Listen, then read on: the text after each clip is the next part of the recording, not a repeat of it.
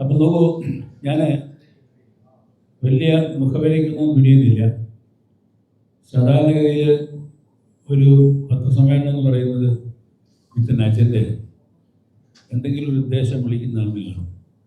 അപ്പോൾ ആദ്യം ഞാൻ തുറന്നു പറയാൻ, എനിക്ക് യാതൊരു ഉദ്ദേശവും എനിക്ക് പിന്നിലില്ല അതർ ദാൻ സീയിങ് യു എന്ന് പറഞ്ഞു കഴിഞ്ഞാൽ എനിക്കുള്ള സന്തോഷം എന്ന് പറയുന്നത് നിങ്ങൾക്ക് എല്ലാവർക്കും അറിയാമായിരിക്കും. ഞാൻ എൻ്റെ ജീവിതം ആരംഭിച്ചത് പത്രക്കാരനായിട്ടാണ്. അതുകൊണ്ട് എൻ്റെ ഭാഷയാണ് നിങ്ങളുടെ ഞാൻ കാണുന്നത്. ഒരു പത്രക്കാരൻ എൻ്റെ ചോദ്യം ചോദിക്കുമ്പോഴും എനിക്ക് കൗതുകമാണ്. കാരണം ഞാൻ പണ്ട് ചെയ്ത ചോദ്യങ്ങളാണ് ഒരുപാടാക്കി എന്നോട് ചോദിക്കുന്നത്. അപ്പം അതുകൊണ്ട് എന്നെ സംബന്ധിച്ച് this union is something that is giving me good pleasure. മാനസികമായ ഉല്ലാസത്തിന് വേണ്ടിയിട്ട് മാത്രം ഞാൻ കണ്ടുമുട്ടുകയാണെന്ന് കരുതുക. നമ്പർ 1. നമ്പർ 2, ഇതിൻ്റെ സാങ്കത്യം എന്ന് പറയുന്നത്, ഞാൻ സിനിമയിൽ വന്നിട്ട് 50 വർഷത്തിലേറെയായി. ചിലർ പറഞ്ഞില്ല, 1978 ഉത്രാട രാത്രി അപ്പോൾ 50 കഴിഞ്ഞിട്ടില്ല എന്ന് പറയുന്നു. അങ്ങനെ പറഞ്ഞവരോട് ഞാനൊരു തമാശയ്ക്ക് പറഞ്ഞു. അതായത് ഞാൻ കോളേജിൽ പഠിക്കുമ്പോൾ 1974 കാവേരി എന്ന ചിത്രത്തിൽ അഭിനയിച്ചു. ചെറിയ വേഷമായിരുന്നു. അന്ന് അതിൻ്റെ സംവിധായകൻ ബാബു നമ്മുടെ കൊല്ലത്തായിരുന്നു എൻ്റെ ഷൂട്ടിങ്. ചെറിയൊരു വേഷം, ഒരു ക്യാമറ സീനിൽ ആ നർത്തകിയുടെ ഹാവഭാവങ്ങൾക്കൊപ്പം നമ്മൾ ഇൻവോൾവായിട്ട് കാണിക്കുന്നത് മെലിഞ്ഞിരിക്കുകയാണ്. ഞാൻ കാണിക്കുന്ന വെപ്രാളം കണ്ടപ്പോൾ ഡയറക്ടർക്ക് എന്നെ വളരെ ഇഷ്ടപ്പെട്ടു. പുള്ളി എന്നേക്കാൾ കോമാളിയായിട്ടാണ് കണ്ടത്. യു ഡു ഇറ്റ് എന്ന് ഞാൻ പ്രേരിപ്പിച്ചു. കിട്ടിയ അവസരം വെച്ച് ഞാൻ തന്നെ അഭിനയിച്ച് കാണിച്ചു കൊടുത്തു. പോരാ നേരത്തെ അദ്ദേഹത്തോട് പറഞ്ഞു, ഇങ്ങനെ യാതൊന്നും ചെയ്യേണ്ട, ചെറിയ വേഷമാണെങ്കിലും എൻ്റെ പേര് ഇന്നതാണ്, കൈത്തിക്കാട്ട് കുട്ടപ്പടാണ്. നിങ്ങൾ വിശ്വസിക്കുകയില്ല, അദ്ദേഹത്തിൻ്റെ പേര് കൊടുത്തു. എൻ്റെ പേര് പല ആൾക്കാരുടെയും പേര് കൊടുക്കുന്ന കൂട്ടത്തിൽ ബാലേന്ദ്രനാണ്. ഞാൻ ആദ്യമായിട്ട് നമ്മുടെ പേര് സ്ക്രീനിൽ കണ്ടത് 1974. അങ്ങനെ നോക്കുമ്പോൾ 50 വർഷത്തിലേറെയായി. അപ്പോൾ ആ 50 വർഷം തികയുന്നൊരു സന്ദർഭം വന്നപ്പോൾ എനിക്ക് തോന്നി വന്നു, നിങ്ങളെപ്പോലുള്ള ആൾക്കാരെ കണ്ട് നിങ്ങളെന്താണ് എന്നെ അസസ് ചെയ്ത് അതൊന്ന് കേൾക്കാം. എനിക്ക് പറയാനുള്ള പരാധീനതയോ പരാതി ഉണ്ടെങ്കിൽ കുറച്ച് പറയാം. മനസ്സിനെ ഒന്ന് എന്താ പറയുക, ഒന്ന് പരിശുദ്ധമാക്കാം എന്ന മട്ടിലാണ് ഞാൻ നിങ്ങളുടെ മുമ്പിൽ ഇരിക്കുന്നത്. So I am at your service. You can ask me anything under the sun. എനിക്കറിയാവുന്ന കാര്യങ്ങൾ സത്യസന്ധമായിട്ട് തന്നെ ഞാൻ പറയുമെന്നുള്ള പ്രതിജ്ഞയോടുകൂടി നമുക്ക് ഇന്നത്തെ ഈ എന്താ പറയുന്നത് സംഗമം ആരംഭിക്കാം. എൻ്റെ സമീപത്തിരിക്കുന്നത് മിസ്റ്റർ പ്രദീപാണ്. ഈ എൻ്റെ 50 വർഷം എന്ന് പറയുന്നതോടൊപ്പം തന്നെ ഞാനായിട്ട് തുടങ്ങി വെച്ച 34 വർഷങ്ങൾക്ക് മുമ്പ് തുടങ്ങി വെച്ച റോസസ് ദ ഫാമിലി ക്ലബ് എന്ന കൂട്ടായ്മ, കുടുംബ കൂട്ടായ്മയാണത്. അതിൻ്റെ 34 വർഷമാണ് വാർഷികമാണെന്ന് വൈകുന്നേരം ടാഗോർ തീർത്തുള്ള. അതോടൊപ്പം എൻ്റെ 50 വർഷം ഈ ചെയ്യുകയാണ്. നമ്മുടെ ട്രിവാൻഡ്രം ചാപ്റ്ററിൻ്റെ ആദ്യകാല മെമ്പറാണ്, ഇപ്പോഴത്തെ പ്രസിഡന്റാണ് ശ്രീ പ്രദീപ്. പ്രദീപ് എൻ്റെ വാക്ക് പറഞ്ഞ് നമുക്ക് ആരംഭിക്കും. നമസ്കാരം. ഇന്ന് മലയാളത്തിൻ്റെ 50 കൊല്ലത്തെ സിനിമാ ജീവിതവും റോസസ് ദ ഫാമിലി ക്ലബിൻ്റെ ഫൗണ്ടറാണ് മാനേജറും. ഞങ്ങളുടെ 34ാമത്തെ ആനുവൽ സെലിബ്രേഷനാണ്. അപ്പോൾ അതിൻ്റെ ഭാഗമായിട്ടാണ് ഈ പ്രസ് കോൺഫറൻസ്. കുറച്ച് കാര്യങ്ങൾ നിങ്ങളുമായിട്ട് സംസാരിക്കാനുണ്ടെന്ന് പറഞ്ഞു.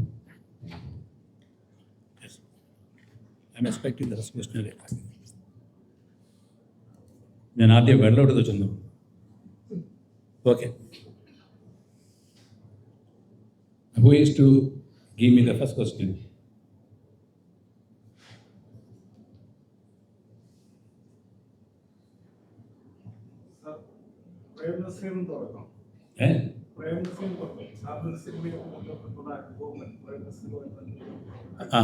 പ്രേംനസീറിന്റെ ഒന്നല്ല, ഞാൻ 2 സിനിമയിൽ.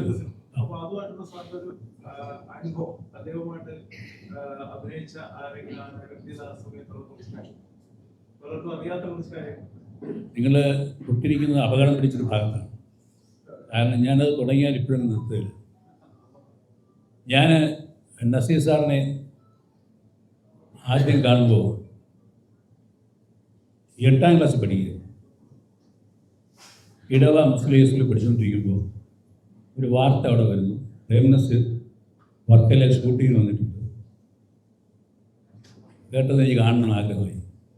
ഒരു സൈക്കിൾ വാടകയ്ക്ക് എടുത്ത് ഞാൻ നേരെ വരും. അവിടെ ചെല്ലുമ്പോൾ വിവാഹം സ്വർഗത്തിൽ എന്നാണ് ചിത്രത്തിൻ്റെ പേര്. നസീർ സാറും ഷീലാമ്മയാണ് അതിലെ ആർട്ടിസ്റ്റ്. ഞാൻ ഈ ക്രൗഡിൽ വന്ന് നോക്കുമ്പോൾ എൻ്റെ ജീവിതത്തിൽ ആദ്യമായിട്ട് ബ്രഹ്മസറിനെ ഞാൻ ലൈഫായിട്ട് കാണാം. ഞാൻ അന്തമിട്ട് നോക്കി നിന്നപ്പോൾ സാറിനെ ഇങ്ങനെ കൈകൊണ്ട് കാണിച്ചു. ആ ക്രൗഡിൽ എന്നെ വിളിച്ച് ഞാൻ അവിടെ കാത്തു നിൽക്കുന്ന പോലെ ഇവരെല്ലാം ഇട്ടേച്ച് ഓടി അടുത്തേക്ക് ചെന്ന് ഞാൻ ഇങ്ങനെ ആവേശത്തിൽ നസീർ സാർ നോക്കിക്കൊണ്ടിരിക്കും. സാർ എന്താണെന്ന് ഞാൻ ഈ പടത്തിൻ്റെ സംവിധായകനാകാൻ അത് നസീർ സാർ പ്രതീക്ഷിച്ചില്ല. ചിരിച്ചു. ചിരിച്ചിട്ട് അസേ എന്ന് പറഞ്ഞ അകത്തേക്ക് നോക്കിയപ്പോൾ അകത്തുനിന്ന് നല്ല പൊക്കോ തടിയൊക്കെ ഉള്ള ഒരു മനുഷ്യൻ തൊപ്പിയൊക്കെ വെച്ചിറങ്ങി. അദ്ദേഹം ആ പടത്തിൻ്റെ ഡയറക്ടറാണ് JD തോട്ടം. ഇതാ നിങ്ങൾക്കൊരു വലിയ ഫാൻ വന്നിരിക്കുന്നത്, ഇത് നമ്മളെ ഒന്നും കാണണ്ട, നിങ്ങളെ അന്വേഷിച്ചു. അദ്ദേഹത്തിൻ്റെ തലയിൽ ഇതാ തൊപ്പിയിരുന്നു എൻ്റെ തലയിൽ വെച്ച്. അവിടെ നിന്നാണ് എൻ്റെ സിനിമാ ജീവിതം ആരംഭിക്കുന്നത്. അതിനുശേഷം താങ്കൾ പറഞ്ഞ പോലെ നസീർ സാറുടെ 2 പടങ്ങൾ ചെയ്യാൻ പിന്നീട് ഞാൻ പത്രക്കാരനാണ് അദ്ദേഹത്തെ കണ്ട് ഇൻ്റർവ്യൂ ചെയ്തു. ശേഷം ആദ്യം അദ്ദേഹത്തിൻ്റെ മകനെ പടത്തിലിട്ട് ആദ്യം മകനെയാണ് ഞാൻ ഹീറോ ആക്കിയത്. അത് കഴിഞ്ഞിട്ട് കാര്യം നിസ്സാരം വന്നു. അത് കഴിഞ്ഞിട്ട് പ്രശ്നം ഗുരുതരം വന്നു. എന്നോട് if you want me to make a brief comment about prime minister എന്ന് വെച്ചാൽ പക്ക ജെന്റിൽമാൻ എന്ന് പറയുന്ന സാധനം വേറെ ചെയ്യുമ്പോൾ പറയാൻ. അതാണ് ഈ പറയാൻ.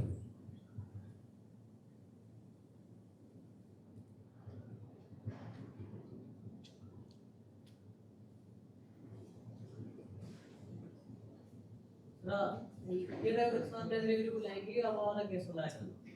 സാറിനെതിരെ ഒരു ലൈംഗിക അപവാദ കേസുണ്ടായിരുന്നു. അപ്പൊ അതിനെ പറ്റിയ യാഥാർത്ഥ്യം എന്താണ്? എന്തെങ്കിലും കൂടാതെ ഞാൻ അതിനും ബോധപ്പെട്ടില്ല. നമ്മുടെ സമൂഹത്തിൽ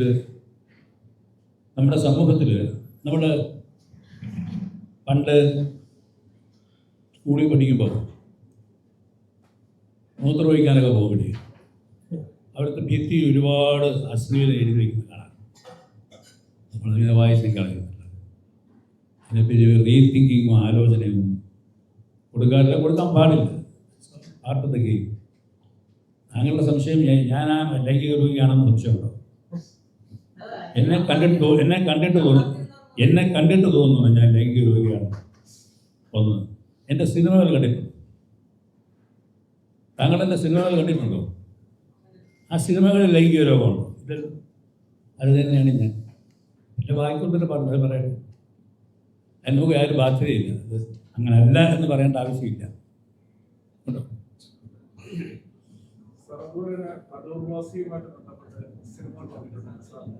അട്ടുവാസി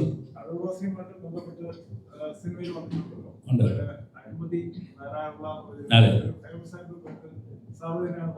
അതെ. ആ ഒരു അനുഭവമായിട്ട് ഇന്ന് അഴിമതിയുടെ കൂട്ടരങ്ങായി മാറിക്കൊണ്ടിരിക്കുന്നത്. അപ്പൊ അന്ന് പറഞ്ഞ ഒരു ചോദ്യമാണ് ഇന്നിപ്പോ ഉത്തരവായിട്ട് വന്നുകൊണ്ടിരിക്കുന്നത്.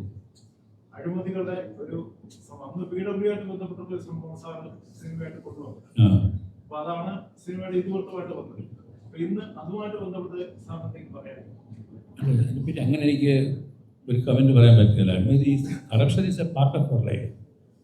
അത് കറപ്ഷനെ ഒഴിവാക്കണമെന്ന് പറയാമെന്നല്ല, അല്ലാതെ by saying that again you are adding to corruption. ഇങ്ങനൊരു കറപ്ഷൻ ഉണ്ടെന്ന് പറയുമ്പോൾ അങ്ങനത്തെ ഒരു കറപ്ഷനെ പറ്റി നമുക്ക് വ്യാഖ്യാനം കൊടുക്കുകയാണ്. കറപ്ഷനൊക്കെ ഒരു സോഷ്യൽ ഈവിലാണ്, നമുക്കൊന്നും ചെയ്യാൻ പറ്റില്ല. കറപ്ഷൻ പാടില്ല എന്ന് നമുക്ക് പറയാൻ സാധിക്കും, അല്ലാതെ അതിനെ ഇറാഡിക്കേറ്റ് ചെയ്യാനുള്ള മാർഗങ്ങൾ നമ്മുടെ ഇതില്ല. Because we are doing it. 1974 സിനിമയിൽ കലിക.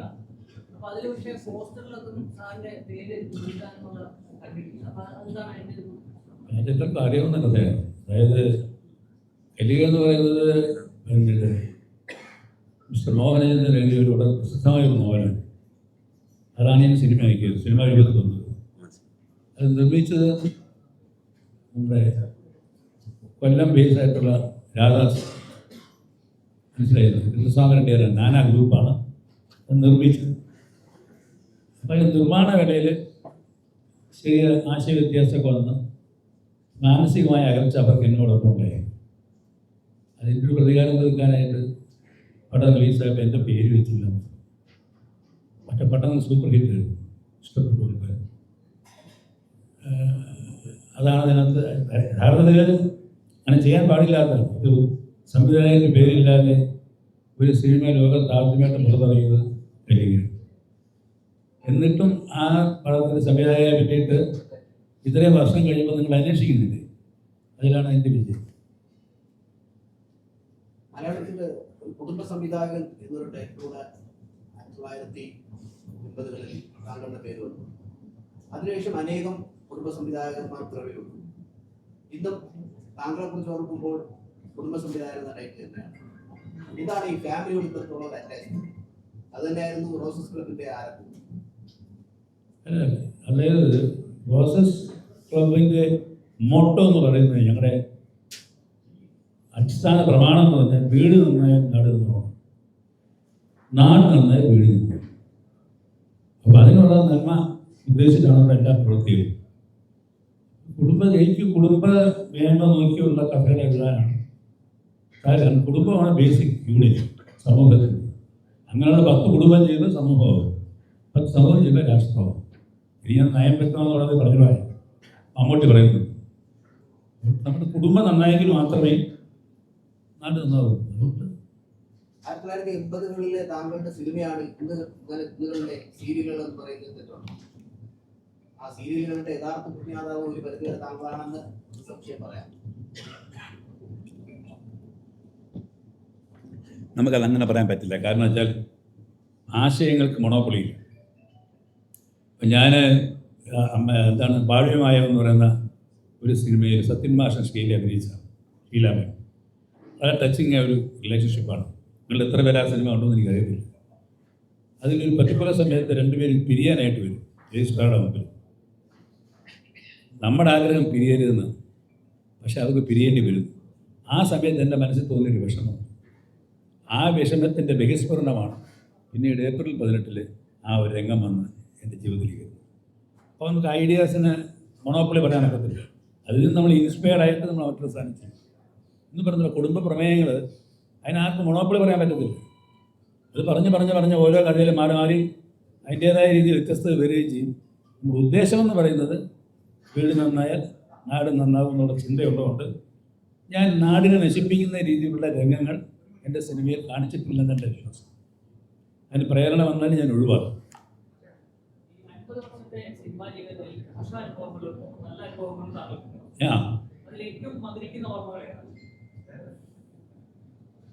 സിനിമ അനുഭവത്തിലും സിനിമയുടെ കാര്യത്തിൽ മധുരിക്കുന്ന അനുഭവങ്ങളെന്ന് പറയുന്നത് വളരെ ചുരുക്കമാണ്. എല്ലാം നെല്ലിക്കയാണ്, ആദ്യം കഴിക്കും പിന്നെ മധുരിക്കുന്ന പറഞ്ഞ പോലെ എല്ലാ അനുഭവങ്ങൾക്കും ഒരു കയ്പുനീര് കാണും. അതുകൊണ്ട് മധുരിക്കുന്ന എന്നൊരു സംഗതി സിനിമയിൽ അങ്ങനെ ഇപ്പോൾ നമുക്കൊരു നാഷണൽ അവാർഡ് കിട്ടി അല്ലെങ്കിൽ അത് മധുരിക്കുന്ന ഒരു കാര്യമാണെന്ന് വെച്ചാൽ എൻ്റെ കാര്യത്തിൽ എനിക്കങ്ങനെ പറയാൻ സാധിക്കില്ല. എനിക്ക് എൻ്റേതായിട്ടുള്ള പരാതികളുണ്ട്, എൻ്റേതായിട്ടുള്ള പരിഭവങ്ങളുണ്ട്. എന്നെ ഒരുപാട് പേര് ദ്രോഹിച്ചിട്ടുണ്ട്, ദ്രോഹിച്ചു കൊണ്ടിരിക്കുന്നു. ഞാനിന്ന് മനസ്സിലാക്കുന്നു. എന്നിട്ട് ഞാൻ ചിരിച്ചുകൊണ്ട് വർത്താനം പറയും. അതാണ് ഇപ്പോൾ സംഭവിച്ചുകൊണ്ടിരിക്കുന്നത്.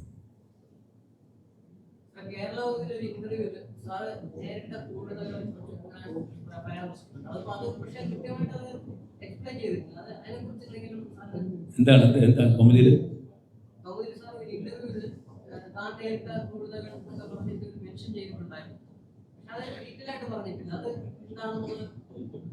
അങ്ങനെ പറഞ്ഞാൽ പറഞ്ഞത് എന്ത് ക്രൂരതയാണെന്ന് എനിക്കറിയില്ല. നിങ്ങൾ വ്യക്തമായിട്ട് വെച്ചാൽ വ്യക്തമായിട്ട് ഞാൻ പറയാം.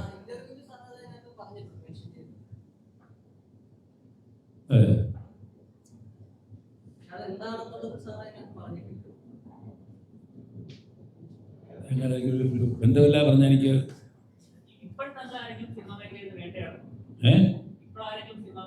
ഞാൻ ആളിനെ കാണുന്നില്ല, ശബ്ദം മാത്രമേ കേൾക്കുന്നുള്ളൂ. ആ വേട്ടയാടുന്നു. ഇത് പറയോ വേട്ടയാടുന്നുണ്ടോയെന്ന് ചോദിച്ചാൽ അത് ഒരു ഗെയിമാണ്. That is you cannot have. Cinema ഒരു ഷോ ബിസിനസ് അല്ലേ, അതിൽ ഈ ടൈപ്പുള്ള പ്രവണതകളൊക്കെ എപ്പോഴും കിട്ടും. അങ്ങനെ ഒരു അനുഭവങ്ങൾ എടുത്തു കഴിഞ്ഞാൽ ഒരുപാട് അനുഭവങ്ങൾ സിനിമാ രംഗത്ത് പ്രവർത്തിക്കുന്ന ഓരോരുത്തരും കാണും. അതുപോലെ തന്നെ ഈ സാറ് ഏറ്റവും ലേറ്റസ്റ്റ് ആയിട്ട് വന്ന സിനിമകളിലൊക്കെ ഈ പറഞ്ഞ പോലെ കൊമേഴ്ഷ്യൽ വിജയം നേടിയിട്ടില്ല. അപ്പൊ അത് കാലത്തിനനുസരിച്ച് പോകാത്തത് കൊണ്ടാണോ, എന്തുകൊണ്ടായിരിക്കും അങ്ങനെ കൊമേഴ്ഷ്യൽ വിജയം നേടാത്തത്? അങ്ങനെ എനിക്കൊരു പരാതിയില്ല. കാരണം വെച്ചാൽ ഞാൻ പറഞ്ഞില്ല, ഞാൻ സക്സസ് റേറ്റ് എടുക്കുകയാണെങ്കിൽ ഒരു പടം 50 ദിവസം, അടുത്ത പടം 75 ദിവസം, അടുത്ത പടം 100 ദിവസം, ഈ ട്രെൻഡിൽ പടം എടുത്തിട്ടുള്ള ആളാണ് ഞാൻ. എടുത്തിട്ടുണ്ട്, ട്രാക്ക് റെക്കോർഡായി പറയുന്നത്. ചില സിനിമകൾ എടുക്കുമ്പോൾ ഉദ്ദേശം പോലെ പോകണമെന്നില്ല, എല്ലാ സിനിമയും പോകണമെന്ന് പറയാൻ പറ്റത്തില്ല. അപ്പം അതുകൊണ്ട് അതെങ്ങനെ പരാജയപ്പെട്ടു എന്നുള്ളത് നമ്മൾ അന്വേഷിച്ച് കണ്ടുപിടിക്കുക എന്നുള്ളതല്ലാതെ അതിനെപ്പറ്റി ഓർത്ത് ഞാൻ പരിഗണിക്കാറൊന്നുമില്ല. അത് എൻ്റെ ആ സിനിമ ഓടാത്തത് അതിനൊരു കാരണം കാണും. ഓടുന്ന സിനിമയ്ക്കും ഓടാത്ത സിനിമയ്ക്കും കാരണമുണ്ട്. ആ കാരണം കണ്ടുപിടിച്ച് നമ്മളത് മറക്കുമത്. പിന്നെ അതിനെപ്പറ്റി ആലോചിച്ച് പ്രൂവ് ചെയ്യാറില്ല, അതിൻ്റെ ആവശ്യമില്ല. അതുപോലെ പുതുമുഖങ്ങൾക്ക് ഒരുപാട് അവസരങ്ങൾ നൽകിയ ഒരു ആളാണ് പ്രൊഡക്ഷൻസ്. പലർക്കും അറിയുന്നില്ല, ഒരുപാട് പേർക്ക് അവസരങ്ങൾ ബിയാൻ പ്രൊഡക്ഷൻസ് വഴി കൊടുക്കുന്നുണ്ട്. അപ്പോൾ ഇന്നും മലയാള സിനിമ നിറഞ്ഞാണെന്ന് ഒരുപാട് ആൾക്കാരുണ്ട്. അപ്പോൾ അതിനെ കുറിച്ച് എന്താണ് നല്ലതല്ലേ ഞാൻ ചെയ്യാൻ പാടില്ലെന്നാണോ? അല്ലല്ല, അത് പിന്നെ സിനിമകൾ നിർമ്മിക്കാൻ പിന്നെ കൂട്ടാക്കിയില്ല. അല്ലല്ല, ഞാൻ അങ്ങനല്ല, നമ്മളായിട്ട് കൊണ്ടുവന്നു എന്ന് ഞാൻ ക്ലെയിം ചെയ്യുന്നൊന്നുമില്ല. എൻ്റെ വിശ്വാസ പ്രമാണം എന്ന് പറയുന്നത് ഇതെല്ലാം സംഭവിക്കുന്നുണ്ടാണ്. എൻ്റെ പടത്തിൽ അങ്ങനെ ഒരു റോളുണ്ടാകാൻ, ആ റോള് ആ കുട്ടിക്ക് ചെയ്യാൻ ഒരു യോഗം ഉള്ളതുകൊണ്ട് ചെയ്തു. അതുകൊണ്ട് ആ കുട്ടി ക്ലിക്കായി, ആ കുട്ടി നായികയായിരുന്നു. അല്ലാതെ ഞാനാണ് അവരെ ആക്കിയതെന്നുള്ള അവകാശമൊന്നും എനിക്കില്ല. ഞാനല്ലെങ്കിൽ വേറെ ആൾ അവരെ ആക്കിയത് ഓട്ടോമാറ്റിക്സ്. പക്ഷേ എനിക്ക് അവർക്ക് അവസരം കൊടുക്കാൻ സാധിച്ചു എന്നുള്ള സാറ്റിസ്ഫാക്ഷൻ ഉണ്ട്. അവരെല്ലാം വെല്ലാഫാണ്. അവരിഷ്ടംപോലെ പടങ്ങൾ ചെയ്തു, അവർ വിവാഹം കഴിച്ചു, അവർ വൃത്തിയുള്ള കുടുംബജീവിതം ഇപ്പോഴും നയിക്കുന്നു. അതിലും സന്തോഷം. ഞാൻ നേരത്തെ അന്നത്തെ കാലത്തെ ചില സിനിമകളുടെ പേരുകൾ പുതുമരുന്നായിരുന്നു. അത് യാദൃശ്ചിക സംഭവിക്കുന്നതാണോ അല്ലെങ്കിൽ ഏതാണ് സിനിമകളുടെ പേരുകളെ അന്നത്തെ കാലത്ത് പുതുമകളുടെ പേരുകളായിരുന്നു. യാദൃശ്ചിക സംഭവിക്കുന്നതാണോ? സുഹൃത്തെ, അത് ഞാൻ പറഞ്ഞാൽ വിശ്വസിക്കുക. ഈ എല്ലാവരും പറയുന്നൊരു കാര്യമാണിത്. ഈ പേരുകളിലെ പേരിടാൻ വലിയ എടുക്കാനാണെന്നൊക്കെ പറയാം. അങ്ങനൊന്നുമില്ല. It's so happens. നിങ്ങളുടെ അറിവിലേക്ക് ഞാൻ പറയാം. ഞാൻ നയം വ്യക്തമാക്കുന്ന ഒരു സിനിമയുണ്ട്, മമ്മൂട്ടിയായിരുന്നു ഇറക്കിയത്. അപ്പോൾ അത് രാഷ്ട്രീയക്കാരൻ്റെ കഥയായതുകൊണ്ട് ഇത് രാഷ്ട്രീയ രംഗത്തെ കുറേ ഫ്രണ്ട്സുണ്ട്. അതിൽ ചിലരുടെ ഹാസനുണ്ടായിരുന്നു, കാർത്തികേയനുണ്ടായിരുന്നു, പിന്നീട് PM ബഷീർ നാട്ടുകാരിലുള്ള കോൺഗ്രസ് പ്രവർത്തകനാണ്. അങ്ങനെയുള്ള 4-5 സുഹൃത്തുക്കൾ വെച്ചിരുത്തിട്ട് ഞാൻ രാഷ്ട്രീയക്കാരൻ്റെ കുടുംബജീവിതം ഡിസ്കസ് ചെയ്യാനായിട്ട് കൂടി. അപ്പോൾ അതിൽ ഇപ്പോഴത്തെ നമ്മുടെ വനംവകുപ്പ് മന്ത്രി ശശീന്ദ്രൻ, അദ്ദേഹമുണ്ട്. അദ്ദേഹം MLA ആണെന്ന് തോന്നുന്നു. ഞങ്ങളുടെ ഇന്ന് ഒരു സുഹൃത്ത് സദസ്സാണ്. കഥ പറഞ്ഞ് ഹോട്ടൽ ഗീതിൽ വെച്ചിട്ടാണ്. കുറച്ച് സമയം പോയി 1 മണിയോ 2 മണിയോ കഥയിലെ ആ ക്ലൈമാക്സും കാര്യവും പറഞ്ഞു പറഞ്ഞ് വൈകുകയായിരുന്നു. 2-2:30 മണി ആയപ്പോൾ അതൊക്കെ ശശീന്ദ്രൻ അക്ഷരം ഇല്ല, ഇങ്ങനെ ഇരുന്ന് കഥ പറഞ്ഞുകൊണ്ടിരുന്നാൽ എവിടെ പോയി നിൽക്കുന്നത്? മണി എത്രയെന്നറിയാം നമുക്ക്? ഞാൻ പറഞ്ഞ് ഓർത്തില്ല, ഈ മണി 3 നമുക്കെല്ലാം കഴിക്കണ്ടേ, നിങ്ങൾ നയം ഒന്ന് വ്യക്തമാക്കണം. അവിടുന്ന് എടുത്തതാണ് നയം വ്യക്തമാകുന്നത്. നാളെ ടൈറ്റിൽ ഞാനിട്ടില്ല. അപ്പോൾ ഒരു ടൈറ്റിൽ ഇട്ടില്ല. ഇനി അടുത്ത ലോകം നിർത്താൻ നിർത്തിയിട്ടില്ല. എന്നെ ഒന്ന് കണ്ടിട്ടൊരു പ്രൊഡ്യൂസർ ഞാൻ മരിച്ചു ഒരു എന്നെ കൊണ്ട് പടം ചെയ്യിക്കണം. പുള്ളിക്ക് ആരോ പറഞ്ഞു ഞാൻ ചെയ്താൽ വിജയിക്കുന്നു. പുള്ളി അന്നത്തെ കാലത്ത് എനിക്ക് അഡ്വാൻസ് തന്നിട്ട് പുള്ളിയൊക്കെ പോയി. ഞാൻ പടം ചെയ്യാമെന്ന് പറഞ്ഞു, കാശ് വാങ്ങിച്ചു വെച്ചു, പടം ചെയ്യാമെന്ന് പറഞ്ഞു. അങ്ങനെ മദ്രാസിൽ ഞാൻ പ്രശ്നം കൂടുതലെന്ന സിനിമയുടെ റീറിക്കാർഡിൽ നടന്നുകൊണ്ടിരിക്കുക. ഞാൻ രവീന്ദ്രനുണ്ട്. അപ്പോൾ ഈ മനുഷ്യൻ തൃശ്ശൂർക്കാരനൊക്കെ പോകും. 6 മാസം കഴിഞ്ഞു കാശ് തന്നിട്ട്. സാറേ ഞാനൊന്ന് വന്ന് സാറിന് കാശൊക്കെ തന്നിട്ട് പോയതാണ്, എൻ്റെ സിനിമയുടെ കാര്യം എന്തായി? ഞാൻ പറഞ്ഞെല്ലാം റെഡി ആയിക്കൊണ്ടിരിക്കുകയാണ്, ഇതിലൊക്കെ സാവകാശം തരണം. ഇത് എത്ര സാവകാശം ചോദിച്ചത്? ഞാൻ ഒരു 3 ആഴ്ചയിലും കിട്ടിയാൽ നമുക്ക് ചെയ്യും. എന്നാൽ ചെയ്യാം, 3 ആഴ്ച കഴിഞ്ഞ് ഞാൻ വരാം. സാറപ്പോൾ എൻ്റെ ഒരു കഥയൊക്കെ റെഡി. ഞങ്ങൾ പിന്നെ എന്താ രവീന്ദ്രൻ ഇരിക്കുകയാണ്. എന്നിട്ട് ചോദിച്ചു ഈ 3 ആഴ്ച പുള്ളി കഥയാവുമെന്ന് ചോദിച്ചു. ഈ 3 ആഴ്ച കഴിയിട്ട് എപ്പോഴും എന്തൊരു മാർഗം ഉണ്ടാവും. സൂക്ഷ്മ 3 ആഴ്ച പുള്ളികൾ കയറും സാറേ എൻ്റെ കഥയുടെ. അപ്പോഴാണ് ഞാൻ ഓർക്കുന്നത്, ഞാൻ പറഞ്ഞ കഥ എനിക്കൊരു ഉത്തരം തരണം. എന്താണ് നിങ്ങൾ ഈ പടം എപ്പോഴാണ് റിലീസ്? ഞാനിത് ഈ വരുന്ന ഏപ്രിൽ വിഷു ഉണ്ടെങ്കിൽ ഞാൻ ജീവിച്ചിരുന്ന പടം റിലീസ് ചെയ്യും, ഉറപ്പാണ്. അതെ, അങ്ങനെയാണെങ്കിൽ ഉച്ചയ്ക്ക് ഊണ് കഴിഞ്ഞ് വന്നാൽ മതി. എനിക്ക് സാർ കഥയൊന്നും സാർ പടത്തിൻ്റെ പേര് പറഞ്ഞു. ഈ വീട് തൃശ്ശൂർ പോകണം, അവിടെ പോയി ഭാര്യ ചോദിക്കും, ഉത്തരം പറഞ്ഞു. ഞാൻ പറയാമെന്ന് വൈകുന്നേരം പുള്ളി വന്നു. ഞാൻ പറഞ്ഞു വിഷുവിനെ റിലീസ് ചെയ്യണം, ഉറപ്പാണെന്നുണ്ടെങ്കിൽ ഞാൻ പടത്തിൻ്റെ പേര് പറയാൻ പോകും. ഏപ്രിൽ 10. Okay sir. പുള്ളി പോയി. അപ്പം ഞങ്ങൾ അപ്പം എന്ത് ഏതെന്ന് ചോദിച്ചു, എന്ത് പറയുന്നത് ഏപ്രിൽ 10. അപ്പം ഏപ്രിൽ മാസം പടം റിലീസാകുന്നത്. അപ്പം ഏപ്രിൽ സംഭവം കിട്ടിയത് പിന്നെ 18 എൻ്റെ ലക്കി നമ്പർ 9 ആയിരിക്കട്ടെ. പുള്ളി 7 മണിയാൽ തന്നെ വിളിച്ചു. സാറേ അത് ഷൂട്ട് ചെയ്യാൻ വിളിച്ചപ്പോൾ എൻ്റെ ഭാര്യ ചോദിക്കുന്നേ, സാറേ ഈ പടത്തിൻ്റെ ഡേറ്റ് റിലീസ് ഡേറ്റ് അല്ല പേരാണോ എന്ന് ചോദിച്ചത്. പടത്തിൻ്റെ പേരാണ്. പിന്നെ എൻ്റെ ജോലി ഏപ്രിൽ 18 എന്ന ഡേറ്റുമായിട്ട് ബന്ധപ്പെട്ട് എങ്ങനെയാണ് കഥ ഉണ്ടാകുന്നത്. അങ്ങനെ ഉണ്ടാക്കിയ കഥയാണ്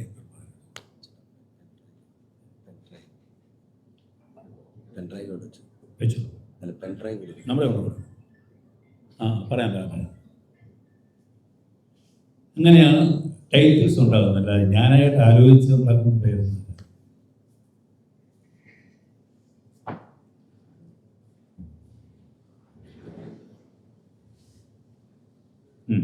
മലയാളത്തില് നായികമാരായ സംവിധായകൻ ഒത്തിരി ഏറ്റവും കൂടുതൽ വരെ സംഭാവന ചെയ്തിട്ടുള്ള ഇതാണ്. അടിമാലകാരൻ കുറെ ശോഭന, പാർവതി, ലിസി, ആനി, നന്ദിനി, അങ്ങനെ ഒരു വലിയ നില. നടന്മാരാണെങ്കിൽ കവിറ്റി തുടങ്ങിയ അങ്ങനെ, സംവിധായകരാണെങ്കിൽ ഇവർ ഏറ്റവും കൂടുതൽ ശിഷ്യ സമ്പത്തുള്ള ഒരു വ്യക്തിയാണ്. എന്ത് തോന്നുന്നു ആ ശിഷ്യന്മാർക്ക് ഭയങ്കരമായ വളർച്ചയുണ്ട്? അഭിമാനം തോന്നുന്നു. അതെപ്പോഴും നമ്മളായിട്ടൊരു കാരണമായിട്ട് ഉണ്ടാകുമ്പോൾ ഓൾവേസ് യു ഫീൽ പ്രൗഡ് ഇല്ലേ, സ്വാഭാവികമായിട്ടും. ഞാൻ കേട്ടിട്ടുള്ളത് ഒരു ക്ലാപ്പ് പോലും സിനിമയിൽ വന്ന ഒരാളാണ്. ആരുടെയും കീഴിൽ അസിസ്റ്റന്റ് ആവാതെ സിനിമാ സംവിധായകൻ, അതും വളരെ ചെറുപ്പത്തിൽ 21-22 വയസ്സ് പ്രായമുള്ള സംവിധായകന് വേറെ. ഇന്ന് സിനിമയുടെ ഏറെക്കുറെ 50 വർഷം എത്തി. ആ തുടക്കം വരുന്നത് എന്ത് തോന്നുന്നു? നിറഞ്ഞ സംതൃപ്തിയാണ്, മിക്സാണ്.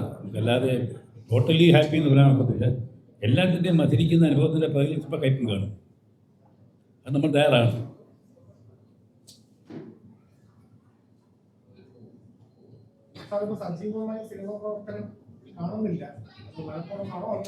അല്ലല്ല, ഞാൻ പറയുന്നത് ഞാൻ മനസ്സുകൊണ്ട് തയ്യാറായിക്കൊണ്ടിരിക്കുക. ഞാൻ നിങ്ങളോട് ഒരു ഇപ്പം പറഞ്ഞുകൊണ്ട് പറയാം. നേരത്തെ ആരും ചോദിച്ചിട്ടുണ്ട് ഈ രസകരമായ ഒരു സംഗതി അവിടെ പറയാം. അവിടെ പറഞ്ഞിട്ട് ഞാൻ വന്നത്, അതായത് എൻ്റെ പിന്നീട് ദേശീയ പുരസ്കാരം കിട്ടിയ ഒരു സിനിമയാണ് സമാന്തരങ്ങൾ. സമാന്തരങ്ങൾ എന്ന സിനിമ ഞാൻ എടുത്തിട്ട് അതിൻ്റെ പ്രൊഡ്യൂസർ സ്വാഭാവികമായിട്ട് ഞാനാണ്. എന്നുവെച്ചാൽ എൻ്റെ ഭാര്യയാണ് പ്രൊഡ്യൂസർ. ഞങ്ങൾ ആ ചിത്രം ചിത്രാഞ്ജലിയിൽ വെച്ച് ഞാനും എൻ്റെ ഭാര്യയും എൻ്റെ ഫസ്റ്റ് കോപ്പി കാണും. കണ്ടിട്ട് ഇറങ്ങാൻ നേരത്ത് ചിത്രാഞ്ജലി പുറത്തായിട്ട് ജഗതി ശ്രീകുമാറും മുകേഷ് അഭിനയിക്കുന്ന ഒരു സിനിമ നടന്നുകൊണ്ടിരിക്കുക. അപ്പം ഞാൻ അകത്തിരുന്ന സിനിമ കാണുന്നുള്ള കാര്യം ജഗതിക്ക് അറിയാം. ജഗതി എൻ്റെ സിനിമ കാര്യം ഞാൻ 2 വയസ്സ് മൂത്തതാണ്. ഞാൻ യൂണിവേഴ്സിറ്റി കോളേജിൽ പഠിക്കുമ്പോൾ ജഗതി 6 വയസ്സുണ്ട്. അന്ന് പോലെ അറിയാം. എടാ പോടാ വിളിക്കുന്നുണ്ടോ. സിനിമ കണ്ട് പുറത്തേക്ക് ഇറങ്ങിയപ്പോൾ ജഗതി ചോദിച്ചാൽ ഇതിൻ്റെ പുതിയ പടം കണ്ടോണ്ടിരിക്കുന്നില്ലേ, അതിനൊരു സ്റ്റേറ്റ് അവാർഡിൻ്റെ മണമുണ്ടല്ലോ അല്ലേ. അപ്പം എനിക്ക് പെട്ടെന്ന് ഒരു കാര്യം, അപ്പം ഞാൻ പെട്ടെന്ന് തിരിഞ്ഞ് ചോദിച്ചു, എന്താണ് അതൊരു സെൻട്രൽ ഗവൺമെൻറ് അവാർഡായി പുള്ളിക്കുകയാണ്. എനിക്ക് ചോദിച്ചത് അവർ ചിരിക്കുകയും ചെയ്ത് വിട്ടു. അങ്ങനെ കാറിനകത്ത് കയറി, ഞാനും ഭാര്യയും മാത്രമേ ഉള്ളൂ. വണ്ടി ഓടിച്ചുകൊണ്ടിരുന്ന പഞ്ഞു ചോദിച്ചു, എങ്ങനെയുണ്ട് പടം? ഭാര്യ കെയർഫുള്ളാണ്. കുഴപ്പമില്ലെന്ന് തോന്നുന്നു.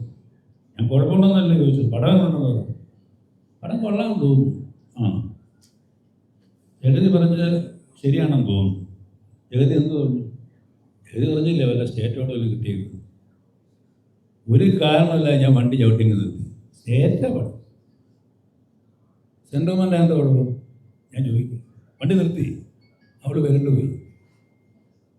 ഇതിന് 3 നാഷണൽ അവാർഡ്. സത്യം പറഞ്ഞാൽ ഞാൻ വെറുതെ പറഞ്ഞത്. ഒരു വീർന്ന് പറഞ്ഞാൽ 3 നാഷണൽ അവാർഡ് ഇതിന് കിട്ടുമെന്ന് പറഞ്ഞു. അവളൊന്നും വേണ്ടിയില്ല, വണ്ടി വിട്ടു പോയി. നമ്മുടെ അവാർഡ് അനൗൺസ്മെൻറ്റ് വരും. എന്നെ ആദ്യം വിളിക്കുന്നത് മുകേഷ്. പലതരം നിങ്ങളെ ഞാൻ സംബന്ധിച്ച്, നിങ്ങൾ ആ ചിത്രാഞ്ജലി വെച്ച് പറഞ്ഞതല്ലേ ഈ ചിത്രത്തിന് അവാർഡ് കിട്ടുമെന്ന്. കിട്ടിയല്ലോ വെച്ചു. എനിക്ക് കിട്ടി. Best feature film on family welfare, best actor ഞാൻ ഷെയറിങ് വിത്ത് സുരേഷ് ഗോപി. അങ്ങനെയായിരുന്നില്ല. ഞാൻ എന്തുകൊണ്ടോ അങ്ങനെ ഭയങ്കരമായ സന്തോഷമായിട്ട് എനിക്ക് തോന്നിയില്ല. എന്താണ് കാരണം എനിക്കറിയാം. ഇത് കഴിഞ്ഞിട്ട് അവാർഡ് വാങ്ങാനായിട്ട് പോകണം. അങ്ങനെ 1997 ഞാൻ അവാർഡ് വാങ്ങി ഡൽഹിയിൽ പോയപ്പോൾ അന്ന് സരോജദേവി ആയിരുന്നു എൻ്റെ ചെയർപേഴ്സൺ. അപ്പോൾ ഞാൻ ആദിദാസിൻ്റെ ഒരു ടീഷർട്ട് കുപ്പിയൊക്കെ വെച്ചപ്പോൾ 1997 ആയിട്ട് ഓർക്കാം. അപ്പോൾ എനിക്കെതിരെ സരോജദേവി ഒരു ടീം നടന്നു വരിക, ജൂറി മെമ്പേഴ്സ്. അവിടുത്തെ നമ്മുടെ ശങ്കർ മോഹനുണ്ട്, ഈസ് ഡയറക്ടർ ടു ഫെസ്റ്റിവൽസ്. എന്നെ ശങ്കർ മോഹൻ കണ്ടിട്ട് കൈ നിന്നിട്ട് പരിചയപ്പെടുത്തി ആൾക്ക് സരോജദേവിക്ക്. Madam, this is Balachandran Menon, the man who played the railway station master's role in the film. പറഞ്ഞ് ഈ സരോജദേവി ലിറ്ററലി എന്നെ അങ്ങ് ഹഗ് ചെയ്തു. She cannot believe it, that old man in the film. I cannot believe it, so young എന്നൊക്കെ പറഞ്ഞിട്ട് ഞാൻ കുറച്ചത് നോക്കിയിരുന്നു. അപ്പോൾ ഇത് എന്നെ ഇവരിങ്ങനെ ശ്ലാഘിക്കുന്ന സമയത്ത് ഈ കൂട്ടത്തിലുള്ള ഒരാൾ അതിൻ്റെ എന്നെ ഇങ്ങനെ പിയേഴ്സിങ് ലുക്ക് നോക്കുന്നു. എനിക്ക് ആ ലുക്ക് ഇത്തിരി ഡിസ്റ്റർബിങ് ആയിട്ട് പോയി. ഇവർ നടന്ന് മൂവി കഴിഞ്ഞപ്പോഴേക്കും ആ മനുഷ്യൻ എന്നെ കേൾപ്പിച്ചു. Hello sir, my name is this, his name is Kandevara, I am from Bombay and I was jury member. പിന്നെ പുള്ളി പറഞ്ഞത്, എൻ്റെ മനസ്സിലൊരു ഭാരം, എനിക്ക് ഒന്ന് ഇറക്കി വയ്ക്കണം, നിങ്ങൾ സഹായിക്കുമോ? മനസ്സിലായില്ല. വേറെ ഇഷ്ടം. ഞാൻ സ്റ്റേ ചെയ്യുന്ന ഷോ ഹോട്ടൽ, റൂം നമ്പർ എൻ്റെ റൂം നമ്പർ ഞാൻ പറഞ്ഞു. ഞാൻ കൊണ്ടു നടക്കുകയാണ് ഈ ഭാരം, എനിക്ക് നിങ്ങളവിടെ ഷെയർ ചെയ്യണം. ഞാൻ പറഞ്ഞു കുഴപ്പമില്ല, അവാർഡ് ഫംഗ്ഷൻ കഴിഞ്ഞാൽ ഞാൻ അവിടെ തന്നിട്ടുള്ളൂ, ഞാൻ താങ്കളെ അങ്ങോട്ട് വിളിക്കുക. തിരിഞ്ഞു. അവിടുത്തെ ബഹളത്തിലൊക്കെ ഞാൻ വിട്ടുപോയി. അപ്പോൾ അവാർഡ് കഴിഞ്ഞിട്ടെല്ലാം വാങ്ങിച്ചിട്ട് നമ്മൾ തിരിച്ചു പോകാൻ നേരത്തെ ഇവർ കാണിക്കുന്ന ഒരു വൃത്തികേട്, താമസിക്കുന്ന പോലെ ചായ കുടിച്ചതിൻ്റെ ആശ നമ്മൾ കൊടുക്കും, റൂം വാടക മാത്രം സർക്കാർ കൊടുക്കും. അപ്പോൾ ആ ബില്ല് പേ ചെയ്യാനായിട്ട് ഞാൻ ഭാര്യ താഴെ നിൽക്കുന്നു. ഞാൻ നിൽക്കുന്നത് ഇയാളെ ലിഫ്റ്റ് വന്നിറങ്ങി. ബാലചന്ദ്രൻ എന്നെ വിളിച്ചിരുന്നു. ഞാൻ വിട്ടുപോയതാണ്. എന്നാൽ ഞാൻ നിങ്ങളോട് കഥ പറയാം. എന്താണ്? He told me a story. ആ സ്റ്റോറി എന്താണെന്ന് വെച്ചാൽ, അവാർഡ് നിശ്ചയം പൂർത്തിയായപ്പോൾ ശ്രദ്ധിക്കണം, ഞാൻ പറഞ്ഞത് I was the best actor. That means I am all alone, ഒറ്റയ്ക്കാണ് ഞാൻ. And my film was the best feature film in India. And I was the best director. സത്യം. ഈ 3 അവാർഡും ബാലചന്ദ്രൻ മേനോൻ എന്ന് പറഞ്ഞ് തീരുമാനം ആകേണ്ട സമയം വന്നപ്പോൾ അതിനകത്ത് ഒരു തിരിമറി നടക്കുകയും ആ തിരിമറിയിൽ കേരളത്തിൽ നിന്ന് വന്ന ആൾക്കാർ തന്നെ നന്നായി തിരിമറിച്ചിട്ടാണ് ഈ രീതിയിൽ മാറിപ്പോയത്. ഇല്ലെങ്കിൽ നിങ്ങൾ ഇന്ത്യൻ സിനിമയിൽ ഒരു ഇതിഹാസമായി മാറിയിരിക്കുന്നത് അദ്ദേഹം. അതെന്നെ വല്ലാതെ വേദനിപ്പിച്ചു.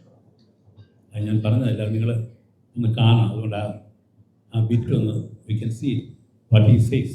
ഞാൻ പറഞ്ഞൊരു കാര്യമില്ല, എന്തെങ്കിലും ഒരു കാര്യം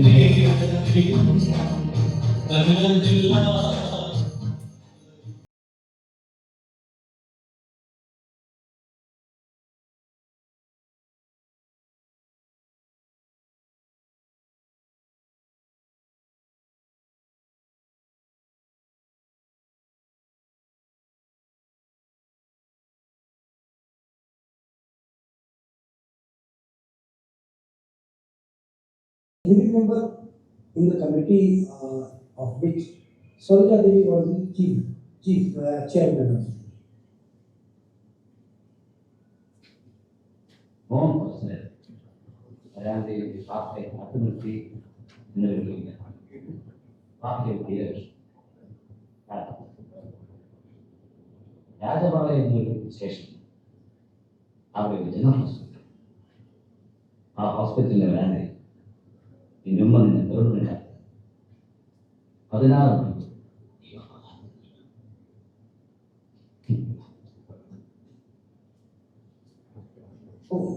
After seeing the films, then the final decision was to take place.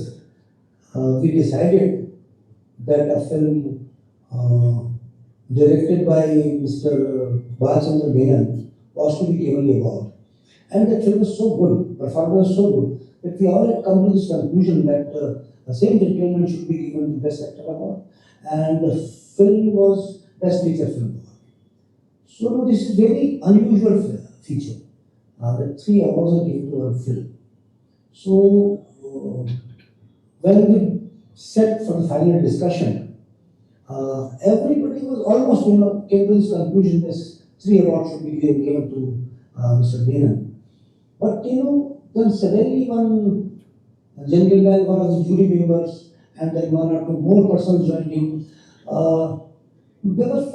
One of them was from Malayalam industry. I was shocked when the award is given to one particular language and the best awards, 3 awards, why is it taken as objective?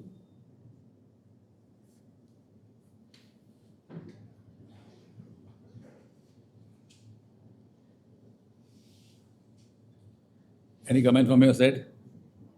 അത് റെയിൽവേയുമായി ബന്ധപ്പെട്ടായിരുന്നു ഞാൻ അപേക്ഷിച്ച് പറയാൻ വേണ്ടി വന്നിട്ടുണ്ടായിരുന്നു കൊല്ലത്തെ.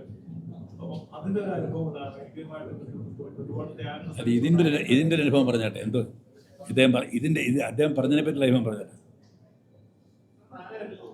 കേരളത്തിൽ ജൂലിയായിട്ടുണ്ടായിരുന്നു. No comments. അവിടെ നടന്നതാണ്, അതാണ് ഞാൻ പറയാതെ പുള്ളി പറഞ്ഞതാണ് കേൾപ്പിച്ചത്. അപ്പം ഇത് ഇങ്ങനെയുള്ള നേരത്തെ ഇത്രയും 50 വർഷത്തിനിടയ്ക്ക് ഓർമ്മിക്കാൻ മനസ്സിലെന്നും സൂക്ഷിക്കാൻ പറ്റുന്ന ചില അനുഭവങ്ങളിലൊന്ന് ഇതൊക്കെ തന്നെയാണ്. ഇതിനെ നമ്മൾ അതിജീവിക്കണം.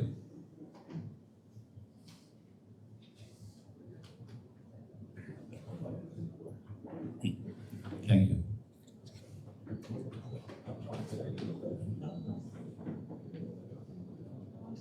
പ്ലീസ് പറയൂ. അന്ന് ഇതേപോലെ താങ്കൾക്ക് അവാർഡ് നിഷേധിക്കാൻ വേണ്ടിയിട്ട് നേരത്തെ പറഞ്ഞ പോലെ അവാർഡ് നിഷേധിക്കാൻ വേണ്ടിയിട്ട് ആരാ കേരളത്തിൽ ഇടപെടുന്ന കാര്യം താങ്കൾ അറിയും. അവാർഡ് അവാർഡ് ഇടപെടുന്ന അദ്ദേഹം പറഞ്ഞല്ലോ, അത് കേരളത്തിൽ ആരാണ് അറിയില്ല ഇതിനെപ്പറ്റി. അത് എൻ്റെ ഒരു മേഖലയെ പറ്റില്ല. അങ്ങനെ പറഞ്ഞ കാര്യം റെക്കോർഡ് ചെയ്ത് കേൾപ്പിച്ചു മാത്രം. പഴയത് 1997-ലാണിത്. 1997-ലാണ് എനിക്ക് അവാർഡ് കിട്ടിയത്. അന്നത്തെ കാലത്തെ കാര്യമാണ്. എത്ര വർഷമായി? അതെ, സത്യമായിട്ടിരിക്കണമല്ലോ. അതുകൊണ്ട് മാത്രം സൂക്ഷിച്ചു വെച്ചിരിക്കുക. നമ്മുടെ ശേഖരത്തിൽ ഇതുണ്ട്. തീർച്ചയായിട്ടും അറ്റിറ്റാണ്. നമ്മൾ എപ്പോഴാണ് സംഭവിക്കുക എന്നുള്ളത് പറയാനൊക്കത്തില്ല. സിനിമ സംഭവിക്കുന്നതാണ്, ഉണ്ടാക്കുന്നതല്ല. അല്ലേ? എത്ര നമ്മൾ വിചാരിച്ചാലും സംഭവിക്കുമ്പോഴേ സിനിമ ആയെന്ന് പറയാൻ പറ്റും.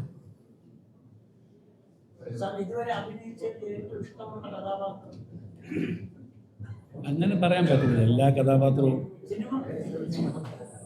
അങ്ങനെ ഒരു പ്രത്യേക നമ്മളൊരു സിനിമ ചെയ്യുമ്പോൾ ആ സിനിമയാണ് നമ്മുടെ ഏറ്റവും ബെസ്റ്റ്. അങ്ങനെയാണെങ്കിലേ ആ സിനിമ ചെയ്ത് കാര്യമുള്ളൂ. അല്ല ഈ സിനിമ മോശമാണെന്ന് ചെയ്യാൻ പറ്റും.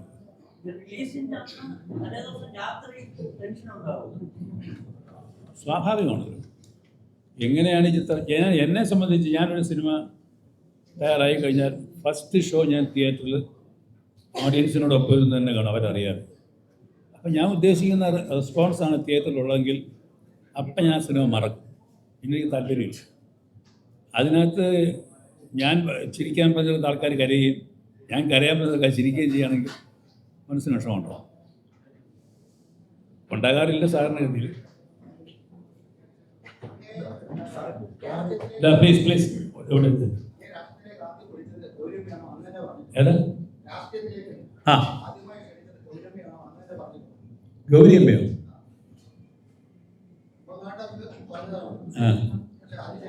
നിങ്ങൾ പറഞ്ഞ യൂണിവേഴ്സിറ്റി കാടയിൽ ഇല്ലില്ല, യൂണിവേഴ്സിറ്റി കാടയിൽ പഠിച്ചുകൊണ്ടിരുന്ന സമയത്തുണ്ടായ ഒരു കമൻ്റാണ് താങ്കൾ പറയുന്നത്.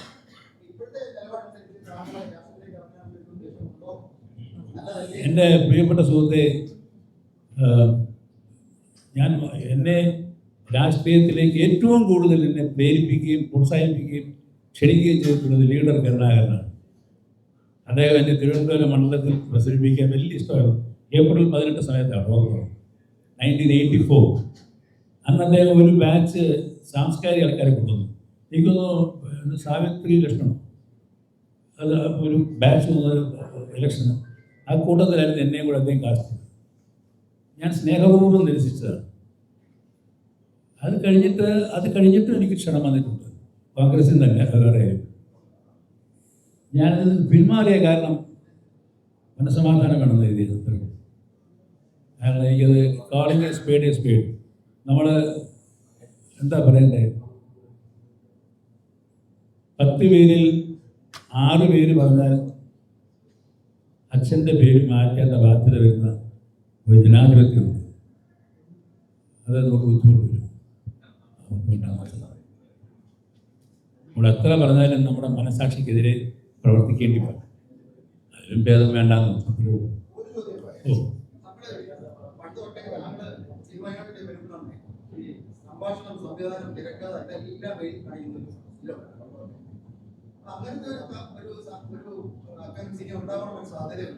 അങ്ങനെയുള്ള അങ്ങനെ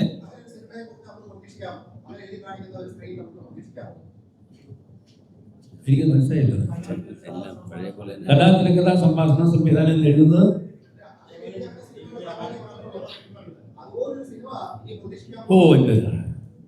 എനിക്കത് എന്നെ സംബന്ധിച്ച് കഥാ സംഭാഷണം സംവിധാനം ചെയ്ത് ഫുൾ വെയിൽ ഇട്ടാലേ ബാലൻസ് ഇരിക്കാൻ പോകും. അത് വെള്ളമെടുത്ത് മാറ്റി ഞാൻ താഴെ വീണ്ടുപോകും. അതുകൊണ്ടാണ് മുറുകെ പിടിച്ചിരിക്കുന്നത്. ഈ വാഷിംഗ്ടണൊന്നുമല്ല, പിന്നെ ബാലൻസ് ചെയ്യുന്നതാണ്. അതിൽ അഭിനയിച്ചാണ് ഞാൻ സിനിമ ചെയ്യുന്നത്. അത് നിങ്ങൾ ഇഷ്ടപ്പെടുന്നുണ്ടാവും, ഇഷ്ടപ്പെടാത്തുണ്ടാവും. താങ്കൾ ആഗ്രഹിക്കുന്നെങ്കിൽ ഞാൻ തീർച്ചയായിട്ടും ചെയ്യും. അപ്പോൾ ഉറപ്പായിട്ടും ചെയ്യും. അത് സംശയിക്കേണ്ട കാര്യം. അതായത് ഇന്ന് എന്നെ പേരെന്ന് പറയാം, നമ്മുടെ മദ്രാസിൽ നിന്ന് ജെന്റിൽമാൻ കുഞ്ഞുമോ പ്രൊഡ്യൂസറുണ്ടല്ലോ, പുള്ളി എന്നെ വിളിച്ചൊരു 5 മിനിറ്റ് അതായിരുന്നു. അല്ലെങ്കിൽ ഞങ്ങൾക്ക് നിങ്ങളുടെ സ്നേഹം ആവശ്യമുണ്ട്, നിങ്ങൾക്ക് ആവശ്യമില്ലെങ്കിൽ ഞങ്ങൾക്ക് ആവശ്യമുണ്ട് എന്ന് പറഞ്ഞ് എന്നെ സന്തോഷിപ്പിച്ച പോലെ ഒരാൾ ആവശ്യപ്പെട്ട നമ്മൾ ചെയ്യും. സംശയിക്കാറുണ്ട്.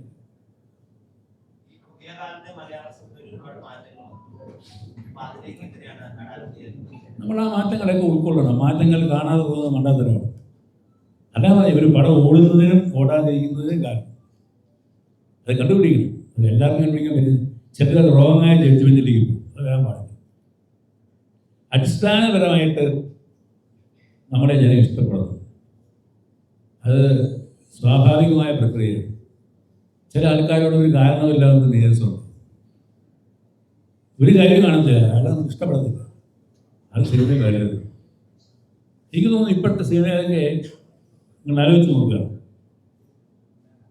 പണ്ട് നസീർ സാറിൻ്റെ ഇമേജ് ഉണ്ടായ സമയത്ത് നസീർ സാർ ഹീറോ ആയിട്ട് വന്നിട്ട് പുള്ളിക്കൊരു കാലം സംഭവിക്കുകയാണെങ്കിൽ നമുക്ക് വിഷമമുണ്ടാവും. അതിലേക്ക് അസുഖമാണെന്ന് പറഞ്ഞാൽ നമുക്ക് വേദനയുണ്ടാവും. ഇപ്പോഴത്തെ അവസ്ഥയിൽ സിനിമയിൽ ഹീറോയുടെ കൈ കാലം ഓടിയാൽ ആർക്കും വിഷമമൊന്നുമില്ല. ഒരു കാര്യം ഒടിഞ്ഞുള്ളൂ, മറ്റൊരു കാര്യം പറയും. കാരണം ആൾക്കാർക്ക് ആ വൈബിങ് ഇല്ല. അത് സിനിമയുടെ വലിയ വേദനയുണ്ട്. മറ്റേ നമുക്ക് അവിടെ അവരെ തൊണ്ടയിടങ്ങുമ്പോൾ നമുക്ക് വിഷമമുണ്ടാവും. എന്തുകൊണ്ട് അങ്ങനെ ആയിപ്പോയി അറിയില്ല. ഞാൻ പറഞ്ഞ മനസ്സിലായി. എന്നല്ലേ കൈ ഒടിഞ്ഞു, കാതോട്ട് എഴുതി ആ മട്ട് എടുക്കുമ്പോൾ അപ്പം ഐഡന്റിഫിക്കേഷൻ.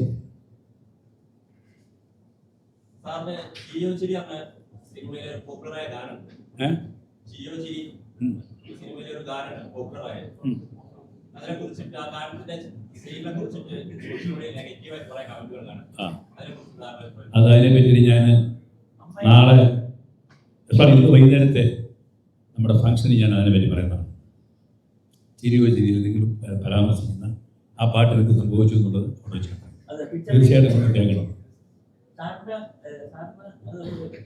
സാറിന് മനസ്സിൽ തോന്നുന്ന രീതിയിൽ പിക്ചറൈസ് ചെയ്യാൻ പറ്റിയില്ല എന്ന് അമ്മയാണ് സത്യത്തിൽ എഴുതിയിട്ടുണ്ട്. ഓ എന്നെ ക്ലോസ് ആയിട്ട് ഫോളോ ചെയ്യുക. അത് ഞാൻ ഇന്ന് വൈകുന്നേരം പറയാം. ചിരിയോ ചിരിയിലെ ആ പാട്ട് അത് അറിഞ്ഞിരിക്കണം നിങ്ങൾ. ചിരിയോ ചിരിയിലെ പാട്ടിനെ പറ്റി എനിക്ക് അഭിപ്രായ വ്യത്യാസമൊന്നുമില്ല, ഞാൻ പറയാം. സാറിന്റെ ജീവിതത്തിൽ തന്നെ ഒരുപാട് കഥ എടുക്കാനല്ലോ സാറിന്റെ നിന്നെ എന്തിനു കൊള്ളാമെന്നുള്ള പുസ്തകത്തിൽ മസാല ദോശയുടെ കഥ. അതെ അതെ അതെ. അങ്ങനെ നിന്നെ എന്തിനു കൊള്ളാമെന്ന് പണ്ട് കുട്ടിക്കാലത്ത് എന്നോട് ഒരുപാട് പേര് ചോദിച്ചു. ആ വൈരാഗ്യം തീർക്കാൻ അവസാനം ഞാൻ എൻ്റെ മോഹ ക്ലോസപ്പ് എടുത്ത് എൻ്റെ പേര് കൊടുത്ത് നിന്നെ എന്തിനു കൊള്ളാമെന്ന് പുസ്തകം കൊടുത്ത്.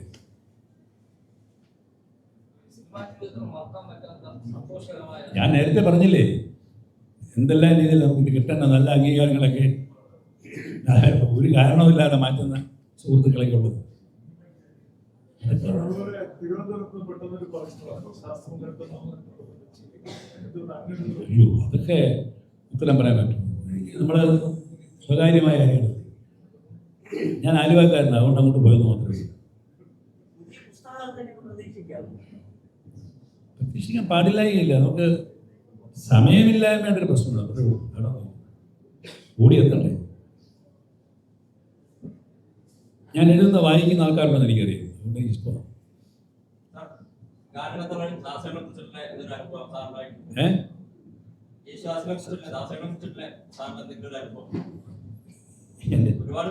എൻ്റെ പ്രദേശത്തെ എൻ്റെ ചലച്ചിത്ര ജീവിതത്തിൽ എൻ്റെ ആദ്യ സിനിമ ഏതാണ്? ഉത്രാട രാത്രിയുടെ പൂജ മദ്രാസിൽ നടക്കും. ആദ്യത്തെ സിനിമ. അവിടെയൊക്കെ ഈ പൂജയ്ക്ക് ഈ പൂജ ചെയ്യുന്ന ആൾക്കാരെ വാടകയ്ക്ക് കിട്ടും. ഓണം പകർത്ത് അങ്ങനെ ഒരാളെ ഞാൻ പൂജയ്ക്ക് ഏർപ്പാടാക്കി. യേശുദാസ് പാടണം. ഞാൻ കാത്തു നിൽക്കുക. ആദ്യത്തെ പടമാണ്. പ്രൊഡ്യൂസർക്ക് ടെൻഷനുണ്ട്.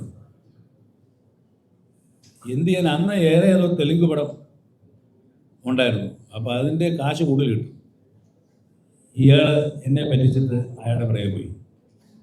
യേശുദാസ് പാടാൻ വരുമ്പോൾ പൂജയ്ക്ക് ആളില്ല. ഞാൻ വിഷമിച്ചിരിക്കുകയാണ്. എൻ്റെ ഫസ്റ്റ് ഫിലിമിൽ ദാസേട്ടൻ ചോദിച്ചു, എന്താ മോനെ വിഷമിച്ചിരിക്കുന്നത്? ദാസേട്ടൻ ഇങ്ങനെ എല്ലാം ശരിയാക്കി ചോദിച്ചു. നമ്പി പൂജ ചെയ്യേണ്ട അങ്ങേരെ പറ്റിച്ചിട്ട് പോയിക്കളാം. ദാസേട്ടൻ പാടാൻ നിൽക്കുക, പാടി പോകണം ദാസേട്ടൻ. പുള്ളി ചോദിച്ചു, ഞാൻ പോയിച്ചാൽ മതിയോ? ഞാൻ എന്താ ദാസ പറ്റൂ? പിന്നെന്താ തേങ്ങ എടുക്കാൻ പോയി. പുള്ളി തേങ്ങ എടുത്ത് കപ്പുവരെ വെച്ചു, ഒഴിഞ്ഞ് എറിഞ്ഞ് പൊട്ടിച്ചിട്ട് കഴിയുമ്പോൾ 2 ഈക്വൽ ഹൗസ്. മോനെ ഇത് കണ്ടോ? 2 ഈക്വൽ ഹൗസായിട്ട് വന്നത്. നല്ല ലക്ഷണമാണ്. ആ ലക്ഷണമാണ് പേര്. അതെ, അതാണ് ഞങ്ങളുള്ള ബന്ധം. ആ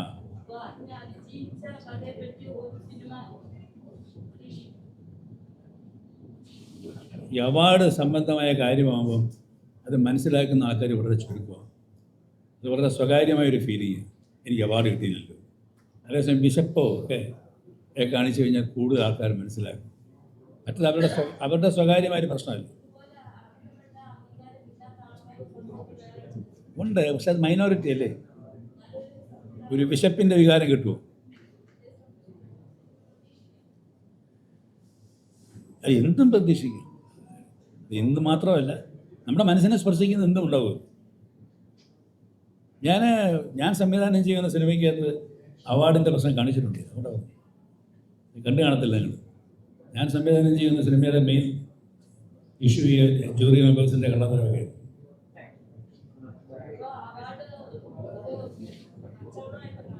അങ്ങനൊന്നും ഞാൻ പറയത്തില്ല. എല്ലാം അതിനകത്തുണ്ട്. അതിനകത്ത് you can take the right angle and decide. നമുക്കൊന്നിനെ ജനറലൈസ് ചെയ്തിട്ട് പറയാനൊക്കത്തില്ല. ഒരുപാട് ബാധ്യതകളും ഒരുപാട് പരിഗണനകളൊക്കെ ഉള്ള അവാർഡ്. ഞാനെപ്പോഴും പറയുന്നത് ഒരു അവാർഡിന് വില ഉണ്ടാകുന്നത് ആ അവാർഡ് ആർക്ക് വേണ്ടി പറയുന്നു അയാൾക്ക് തോന്നണം അതിന് യോഗ്യത. എനിക്ക് തോന്നണം എനിക്ക് തന്ന അവാർഡിന് എനിക്ക് അർഹതയുണ്ട്, എങ്കിലേ അവാർഡിന് അർത്ഥം, അല്ലെങ്കിൽ അതിനകത്ത് അർത്ഥമില്ല. സാർ അടൂറിന് ശേഷം മോഹൻലാലിന് ദാദാസാഹിബ് ഫാൽക്കെ അവാർഡില്ലേ? അതിനെക്കുറിച്ച് പ്രതികരണം ഏത് ഫാൽക്കെ അവാർഡ് മോഹൻലാലിന്റെ കിട്ടി? ആ അതിനെക്കുറിച്ച് പ്രതികരണം എൻ്റെ മനുഷ്യകുട്ടി കിട്ടാവുന്ന ഇന്ത്യൻ സിനിമയിൽ ഒരു കലാകാരന് കിട്ടാവുന്ന ഹയസ്റ്റ് സിവിലിയൻ അവാർഡാണ് ഫാൽക്കെ അവാർഡ്. അത് കൺഗ്രാജുലേറ്റ് ചെയ്യുക എന്നുള്ളത് നമ്മുടെ സന്തോഷമുള്ള കാര്യമാണ്. അതിൻ്റെ പിന്നെ അർഹതയുണ്ടോ ഇല്ലയോ അതൊന്നും besides the point. We should be proud of God എന്നാണ് എനിക്ക് പറയാനുള്ളത്. അപ്പം നമുക്ക് അല്ലേ ഇനി ഉണ്ണാനുള്ള സമയമായതുകൊണ്ട് ഓക്കെ അല്ലേ? അപ്പോൾ so I take this opportunity to thank all of you. നമ്മളെ ഈ 50-ാം വർഷം നമ്മൾ പൂർത്തിയാക്കുന്ന വേളയിൽ എന്നോടൊപ്പം നിന്ന എല്ലാ പത്രസുഹൃത്തുക്കൾക്കും എൻ്റെ കുടുംബത്തിൻ്റെയും പ്രത്യേകമായിട്ടുള്ള സ്നേഹവും നന്ദിയും ഞാൻ പങ്കിടുകയാണ്. ഇനി നിങ്ങളുടെ പ്രാർത്ഥനയും സഹകരണവും. ഇന്ന് വൈകുന്നേരം 6 മണിക്കാണ് ടാഗോർ തിയേറ്ററിൽ നമ്മുടെ ഈവൻറ്റ്. എല്ലാവരും സകുടുംബം വരിക, കാണുക കേട്ടോ. Thank you.